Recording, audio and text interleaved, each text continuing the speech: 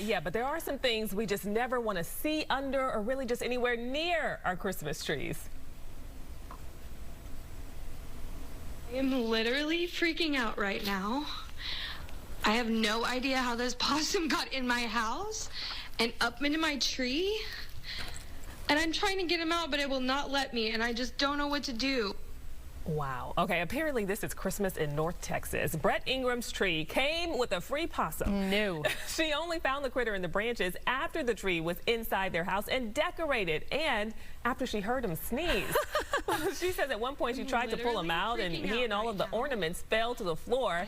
She did contact animal control, but it was after hours, so she had to take matters into her own hands.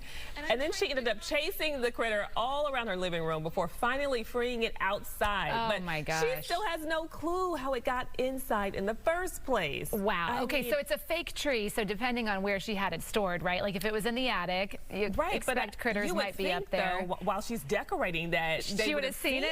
So that is just insane. But he's way back in there though, and look, he's such a little guy. Okay, at first I was like, nope, I'd rather see a squirrel, but now he's kind of cute. No, Sally. He's kind of cute. I don't see the cuteness anywhere. The tree is cute, but I mean, good for her though, getting that out, because I wouldn't have been able to sleep at night knowing that it was in my house. Oh no, so the house would have been on the market the next day if that didn't get out. Have it. It is.